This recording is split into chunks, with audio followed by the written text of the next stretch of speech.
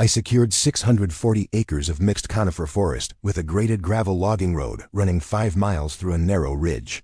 The boundary survey confirmed the road sat entirely within my titled parcel, and recorded easement restrictions limited all third-party access.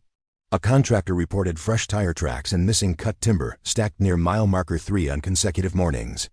Trail cameras showed a flatbed truck entering before sunrise and exiting loaded without any recorded permit or contract.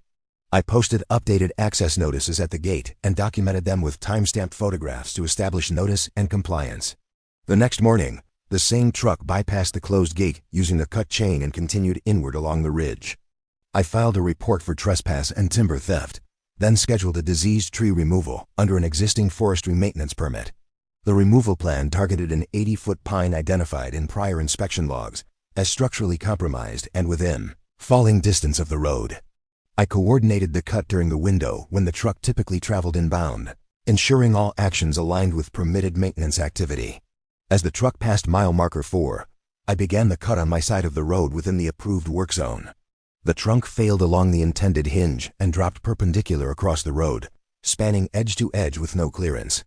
The driver braked within feet of the trunk and remained confined on a single-lane ridge with no viable turnaround space.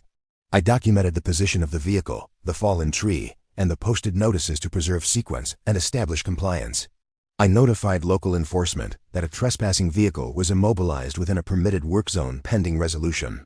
The driver attempted to clear branches, but the main trunk exceeded available tools and required licensed removal equipment. I declined to authorize any removal services without a formal acknowledgement of trespass, liability, and restitution for the timber taken. The enforcement officer confirmed the notices were visible and the maintenance permit was active at the time of the cut. The driver requested access to reverse down the ridge, but the grade and load weight made that maneuver unsafe and disallowed. I offered a written agreement covering damages, recovery fees, and future access restrictions as a condition for contracted removal. The driver signed, transferring payment authorization and consenting to a civil claim for the documented timber volume. I arranged a licensed crew to section the trunk after payment cleared, and the claim was filed with supporting evidence.